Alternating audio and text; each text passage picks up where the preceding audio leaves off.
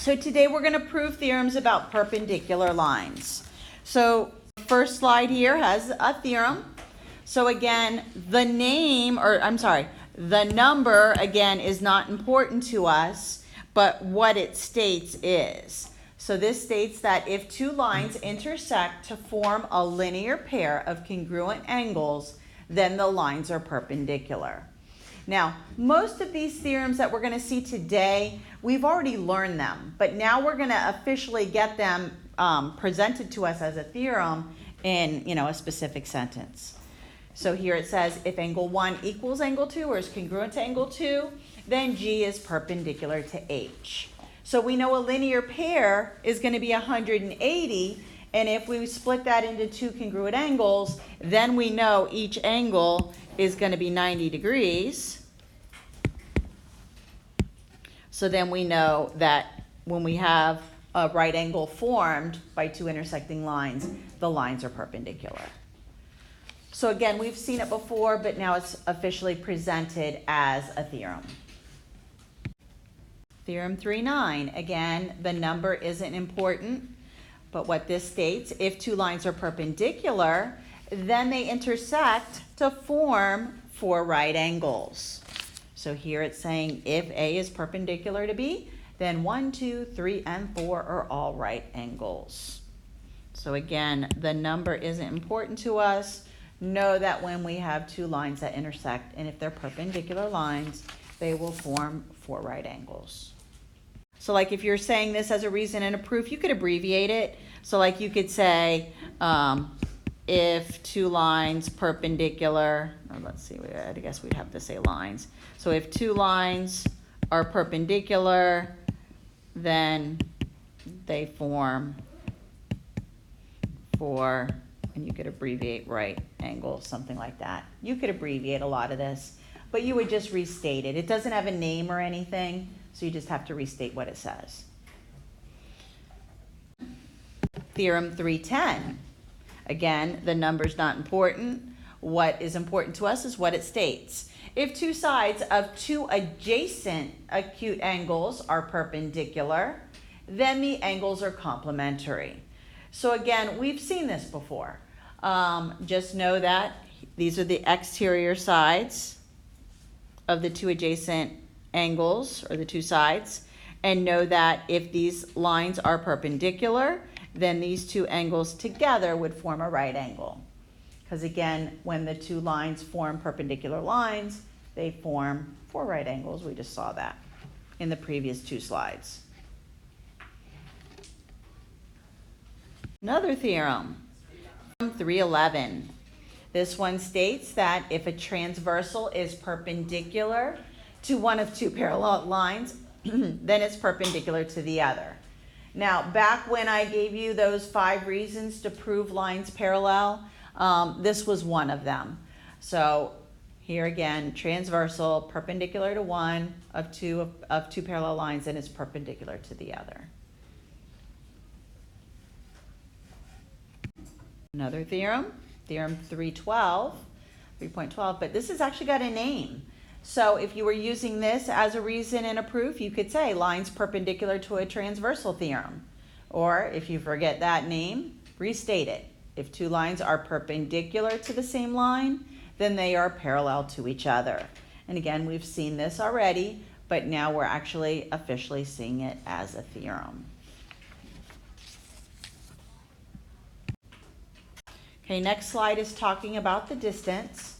So from a point to a line, the distance is going to be the length of the perpendicular segment from the point to the line. So the distance, if you wanted to measure how far point A is right here to this line K, it's always going to be the perpendicular distance. Same thing if we want to find the distance between two parallel lines. Again, it's going to be the length of any perpendicular segment joining the two lines. Now, this one over here, we could actually draw in a whole bunch of different perpendicular segments. It doesn't matter which one you choose to measure, they would all give you the same distance. So So the distance between two parallel lines, again, is going to be the perpendicular segment that would join the two. Now, on the first one, the point A to line K, we wouldn't want to try to measure from here to here or here to here. It's always going to be the perpendicular segment. So you would look for the right angle. All right, first example. So now we're going to be applying what we've learned. So in the figure, angle 1 and angle 2 are congruent. What can you conclude about the measure of angle 1? First of all, what type of angles are 1 and 2? And this could be from anything we've learned so far in the year. Nope, they're not complementary, 1 and 2. They're not corresponding. Okay, we don't have any parallel lines here. They're a linear pair. What else? They're each going to be right angles. They're supplementary. What else are they? What's the word when I say that two angles are next to each other? What's another word for it? Adjacent. So 1 and 2 are adjacent angles. They're supplements. They're a linear pair. Individually, they're 90 degrees. So notice the word that they're congruent. So if we know that 1 and 2 are an adjacent linear pair, then if they're both congruent, we know that a linear pair is 180. So if we split that 180, we know that each angle here is 90 degrees. So the measure of angle 2 equals 90 degrees. So for here, it says it wants us to prove that if angle 1 and angle 2 are complementary, then BA is perpendicular to BC. Okay, so this is my given. Angle 1 and angle 2 are complementary. What we're trying to prove is that BA is perpendicular to BC. I'm going to go ahead and write this in proof form so you can, in the 2-column format. So let's go ahead and start this out. So again, we have statements.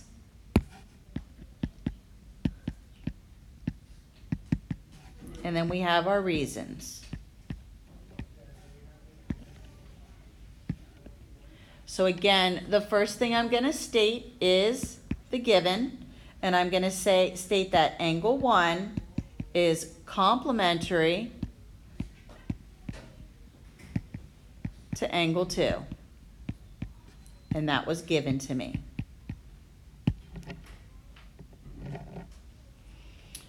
What could I state next? What do I know about complementary angles? They equal 90 degrees. So I could actually do definition of complementary and show that angle 1 plus angle 2 equals 90. And that reason is definition of complementary angles.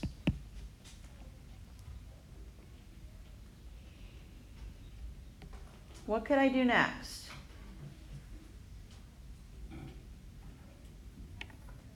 What if I do my angle addition postulate and show you what ABC is made up of? So I could actually state that angle 1 plus angle 2 equals the measure or equals ABC. And this would be angle addition postulate. Remember, in order to prove two lines are perpendicular, I need to show that my angle is a right angle. So now I could do substitution and show that the measure of ABC is equal to 90 degrees. And my reason here is substitution.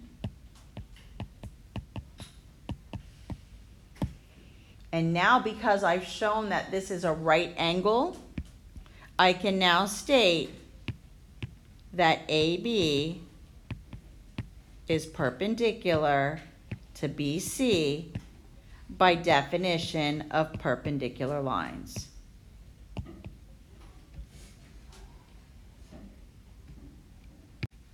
Try example 3. And again, we're going to write this as a 2-column proof.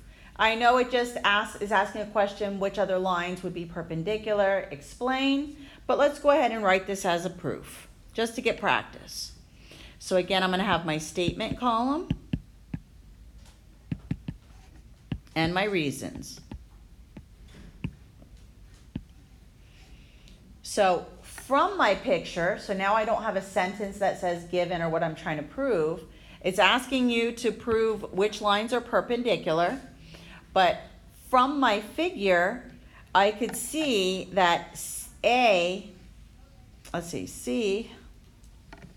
From my figure, see the right angle here?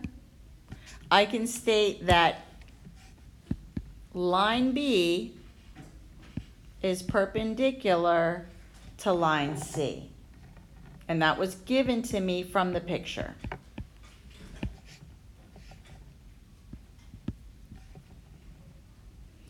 Now what I could say is, I notice I have 275s here. And notice if I draw the box around them, notice they're both in the same corresponding position. So by my corresponding angles converse, I could say that line A is parallel to B. And that is the corresponding angles postulate converse. Remember, if I can show two congruent angles that are corresponding, that I could prove that the lines are parallel by the converse. Then the next thing I would state is that A is perpendicular to C. And my reason is if a line is perpendicular to one of two parallel lines, or to one, let me erase this. If a line is perpendicular to one parallel line, then it is perpendicular to the other one. And that was one of the theorems we saw today. Okay, so that was one of the theorems we saw today. Again, the number doesn't matter, but if you recall from the previous slides, it was 311. All right, so for the last example, we're not going to do this as a proof. We're actually going to be calculating slope and distance here. So again, we need to memorize those formulas. So here it's asking us, what is the distance between the two parallel sides of this tabletop? Now, I need to figure out which sides are parallel. Remember, parallel lines have the same slope. If I look at this, just by glancing at the picture, to me it looks like this line is parallel to this. However, I can't just look at it and say that. I actually have to back it up, so I'm going to do the slope formula. So I'm going to calculate the slope of this line here, and I'm using the order pair 0, 3 and 4, 6. Those are the endpoints of that segment.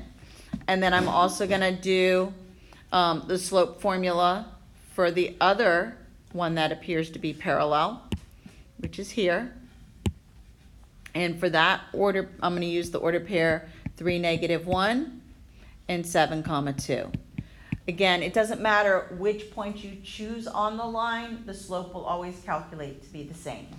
So let's go ahead and do the slope formula. Remember, the slope formula is y2 minus y1 over x2 minus x1. This gives me the slope. So I'm going to do 6 minus 3 over 4 minus 0, 3 over 4. Now I'm going to do the same thing with the other two order pairs. And I can do 2 minus -1 over 7 minus 3. I get positive 3 over 4. Notice both slopes are the same, so I did choose the two sides of this tabletop that are parallel. So now what I need to do is find the distance between these two parallel lines. Again, remember the distance is going to be the perpendicular segment. So I could either drop down a perpendicular segment right here. And now what I'm going to do is the distance formula. Now, I need to double check that this is going to be the perpendicular segment. So what I need to do is check the slope of this to make sure I found the perpendicular segment. Remember, the slope needs to be opposite reciprocals. So now I'm going to do the slope formula again using the order pair 0, 3, and 3, negative 1. So again, let's subtract them. 1 minus 3 over 3 minus 0, negative 4 over 3. Notice 3/4 and negative 4/3 are opposite reciprocals. So I did find that perpendicular segment. So now I just have to calculate the distance. And then that would, using the distance formula, which will give me the length or the distance between the two parallel sides. If you recall, back from the beginning of the year, we learned the distance formula. The distance formula is x2 minus x1 squared plus y2 minus y1 squared. All of this is under the radical. Again, the same two ordered pairs that I just calculated the slope for are what I'm going to plug into the distance formula. Again, it doesn't matter which one is x1, y1, so I could just say that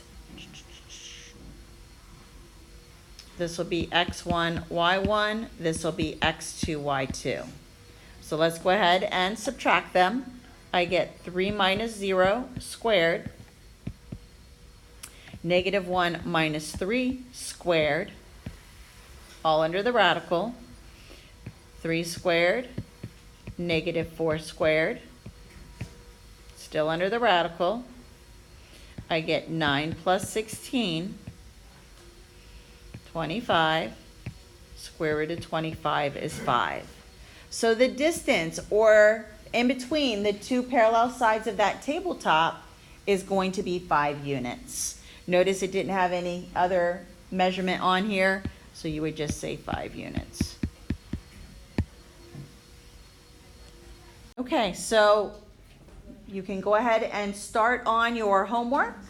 It is section 3.6. It is the last section of the chapter. So tomorrow when you come in, we'll go over the warm-up, we'll go over the answers, and then whatever time remains, we will begin reviewing for the test. Again, the test is next Tuesday.